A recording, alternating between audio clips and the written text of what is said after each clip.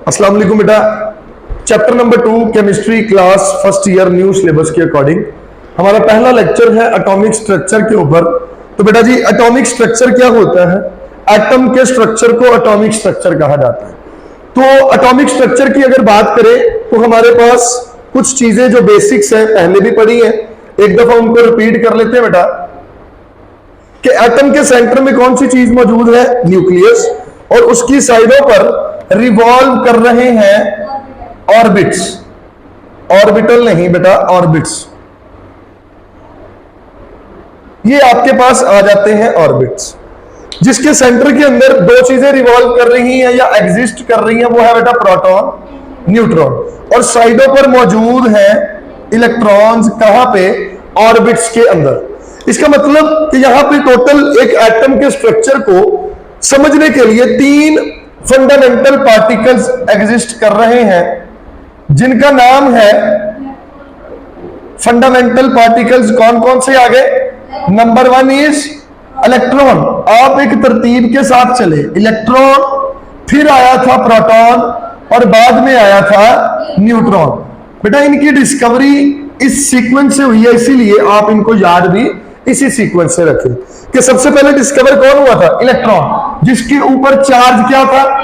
फिर कौन डिस्कवर हुआ था? प्रोटॉन। फिर कौन डिस्कवर हुआ था? न्यूट्रॉन, जिसके ऊपर कोई चार्ज मौजूद नहीं। तो these are the fundamental particles of an atom. अब एटम के इन फंडामेंटल पार्टिकल्स को देखने के बाद हमें पता होना चाहिए एटम के एटॉमिक नंबर्स के बारे में कि बेटा व्हाट इज एटॉमिक नंबर। ये चीज आप 9th के अंदर भी डिस्कस कर चुके हैं। एटॉमिक नंबर क्या है? ये चीजें अगर आपके जहन में है तो एटॉमिक नंबर बड़ा आसान है। Atomic number is the number of proton present in the nucleus of an atom.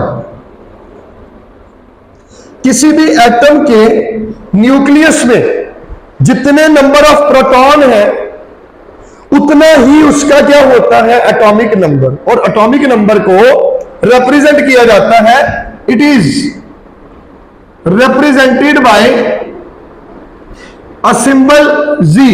हम इसको किससे रिप्रेजेंट करते हैं? जी से रिप्रेजेंट करते हैं। और बेटा इसको लिखा कहां पे जाता है?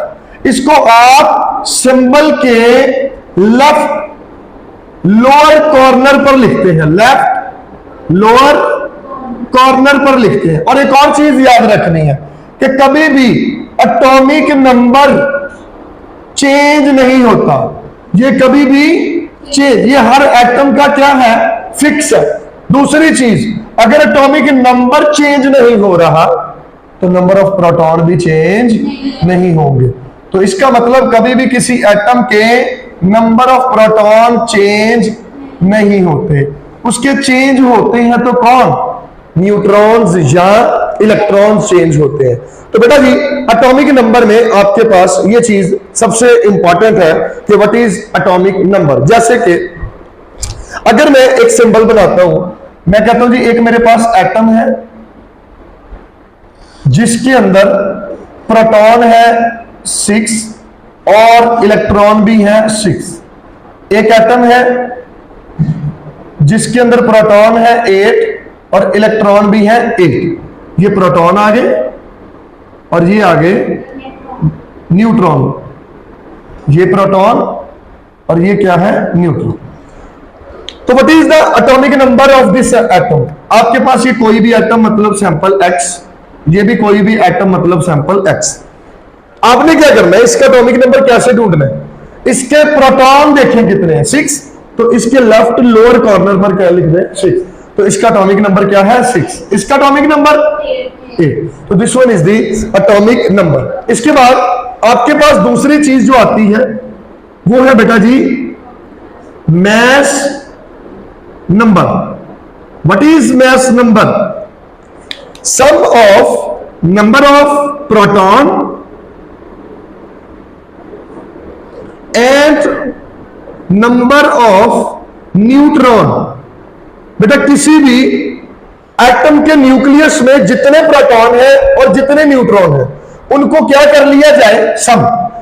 Number of neutron present in the nucleus of an atom, तो वो आपके पास क्या बन जाता है, मैस नंबर।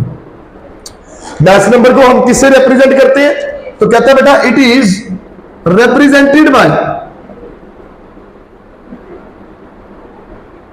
सिंबल ए।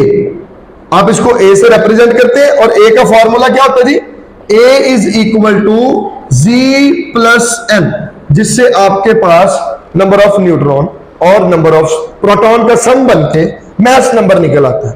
तो यही जो हमने एग्जांपल दो डिस्कस की हुई है, अगर इन्हीं की बात करें तो बेटा इसका मैस नंबर क्या होगा, 6 प्रोटॉन 6 न्यूट्रॉन दोनों को सम करेंगे तो आपके पास क्या निकल आएगा, मैस नंबर। 8 प्रोटॉन 8 न्यूट्रॉन, तो मैस नंबर कितना है, 16। तो हम इसको कहां पे लिख रहे हैं, लेफ्ट अपर कॉर्नर पर आप लिखते हैं किस चीज को, मैस नंबर। अच्छा, कई एटम आपके पास ऐसे आएंगे जिनका आपको प्रोटॉन यानी कि एटॉमिक नंबर भी दिया गया होगा, उनका मैस नंबर भी दिया गया होगा और कहा जाएगा कि इनके नंबर ऑफ न्यूट्रॉन्स निकाले। तो वो बेटा जी कभी आपको शॉर्ट क्वेश्चन में आ सकता है, जैसे कि मैं कहता हूं जी ये एक्स है, एटॉमिक नंबर 13 है, मैस नंबर 27। आप इसके अंदर मुझे बताओ नंबर ऑफ न्यूट्रॉन्स के बारे में, तो इसके अंदर कितने न्यूट्रॉन्स मौजूद है ये बताएं। तो आपने क्या करना है, A is equal to Z plus N वाला फार्मूला लगाना।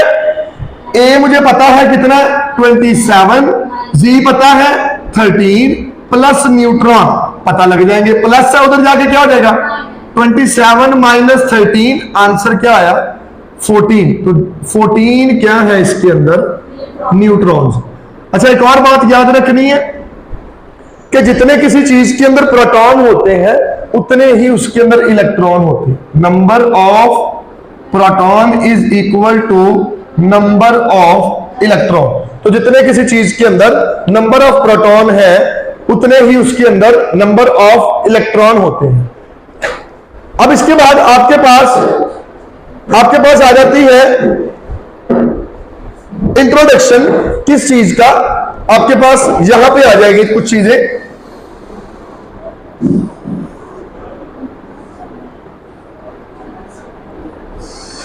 कि एटॉमिक नंबर को किस बंदे ने इंट्रोड्यूस करवाया। एटॉमिक नंबर को 1913 के अंदर एक केमिस्ट था जिसका नाम था हेनरी मूजले। इस बंदे ने एटॉमिक नंबर की प्रॉपर्टी को इंट्रोड्यूस करवाया और इसने इसके अंदर हमें क्या बताया कि इलेक्ट्रॉन्स और कैसे आपको पता लगा कि एटॉमिक नंबर किसी एलिमेंट का कितना होता है। तो बेटा जी इसने क्या किया, इसने एलिमेंट के ऊपर गिराई कैथोड रेस। इलेक्ट्रॉन्स या element were bombarded, element were bombarded with cathode rays. Element के ऊपर गिराया गया किनको, कैथोड रेस को, और वहां से निकली क्या, एक्स रेस। अब बेटा जी वहां से हुई एमिशन ऑफ एक्स रेस, और बेटा जो एक्स रेस निकल रही थी वो हर एलिमेंट के लिए डिफरेंट थी। मतलब उन एक्स रेस की जो फ्रीक्वेंसी थी वो हर एलिमेंट के लिए क्या थी, different. Frequency of X rays different for different element. तो जिसकी वजह से वो जो फ्रीक्वेंसी निकल रही थी एक फॉर्मूला जनरेट हुआ। वो फॉर्मूला क्या था कि under root of frequency is directly proportional to Z. अब जरा गौर से बात को समझिएगा। मैं कहता हूं मैंने ये अननोन एटम है जिसका मुझे एटॉमिक नंबर नहीं पता, मैंने इसके ऊपर गिराई कैथोड रेस। अब इस कैथोड रेस से निकली है यहां पे फ्रीक्वेंसी। ये फ्रीक्वेंसी जितनी भी है उसकी जितनी भी वैल्यू है उसका ले लो अंडर रूट, आपके पास क्या निकल आएगा, आपके पास निकल आएगा एटॉमिक नंबर। अब एक और बात कि एल्यूमिनियम से निकलने वाली जो फ्रीक्वेंसीज थी वो कुछ और थी, सोडियम से निकलने वाली फ्रीक्वेंसी कुछ और है, पोटेशियम से निकलने वाली फ्रीक्वेंसी कुछ और है। इसी वजह से जो फ्रीक्वेंसी निकलती है वो हर एलिमेंट के लिए डिफरेंट है।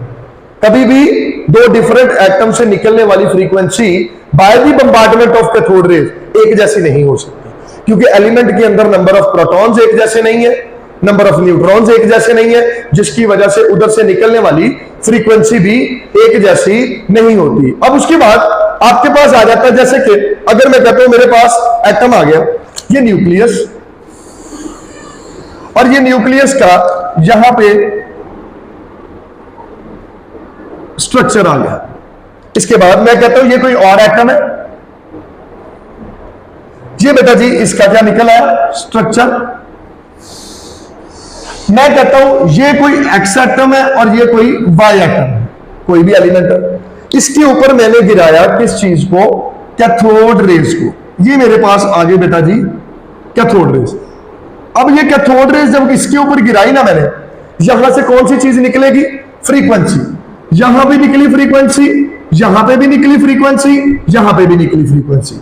और ये जो फ्रीक्वेंसी की वैल्यू है, आपने क्या करना है, इस फ्रीक्वेंसी का under root which is directly proportional to atomic number, इस फ्रीक्वेंसी का under root which is directly proportional to atomic number.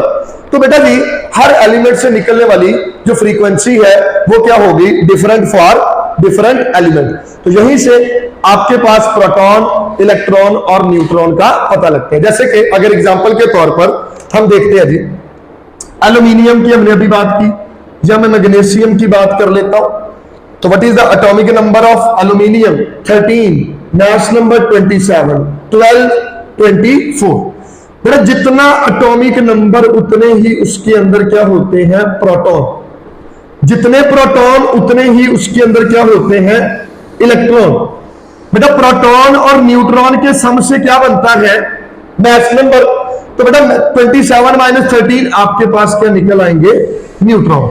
Magnesium की बात करूं तो व्हाट इज एटॉमिक नंबर, 12। तो इसके अंदर प्रोटॉन भी कितने, 12। जितने प्रोटॉन उतने ही इलेक्ट्रॉन। और मास नंबर में से एटॉमिक नंबर को माइनस करें तो क्या निकल आएगा, न्यूट्रॉन्स। अब अगर मैं कहता हूं जी क्लोरीन नेगेटिव है, चार्ज आने से ये चीज डिफरेंट हो जाती है। एल्यूमिनियम पॉजिटिव 3 है। अब देखें जरा यहां पे कौन सी चीज चेंज होती है, इसके चेंज होने से ना बेटा जी प्रोटॉन चेंज होता है और ना ही उसका मास नंबर यानी कि न्यूट्रॉन चेंज होते हैं।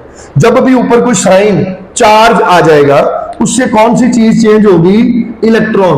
अगर इसका 17 है और ये है 35, इसका ये 13 है, ये है 27, सेम चीजें रहेंगी। प्रोटॉन 17 तो इलेक्ट्रॉन हम देखते हैं अभी कितने हैं, 35 में से 17 गए तो न्यूट्रॉन निकल आए 18। इलेक्ट्रॉन जितने प्रोटॉन उतने ही इलेक्ट्रॉन, 17 प्रोटॉन थे तो 17 ही क्या रहेंगे, इलेक्ट्रॉन। लेकिन -1 का मतलब है इसने एक इलेक्ट्रॉन को गेन किया, तो टोटल इलेक्ट्रॉन कितने हो गए, 17 + 1 18। तो ये चीज बेटा याद रखनी है कि जब भी किसी चीज के ऊपर, किसी एटम के ऊपर, किसी एलिमेंट के ऊपर कोई चार्ज आ जाएगा तो उसके अंदर नंबर ऑफ इलेक्ट्रॉन चेंज हो जाएंगे। जैसे कि अभी एल्यूमिनियम में इलेक्ट्रॉन थे 13। अब देखें जितना एटॉमिक नंबर उतने ही क्या है, प्रोटॉन। मास नंबर में से एटॉमिक नंबर को निकाले तो क्या निकल आएंगे, न्यूट्रॉन। इलेक्ट्रॉन कितने हैं, पहले थे जितने प्रोटॉन उतने इलेक्ट्रॉन, लेकिन अब पॉजिटिव 3 का मतलब है इसने 3 इलेक्ट्रॉन लूज कर दिए। तो 13 इलेक्ट्रॉन पहले थे, 3 लूज कर दिए, तो बाकी बचे आपके पास 10। तो यहां से आपको बेटा क्विक चेक भी आई हुई है, यहीं से आपको कोई शॉर्ट क्वेश्चन भी बन के आ सकता है 2 नंबर का।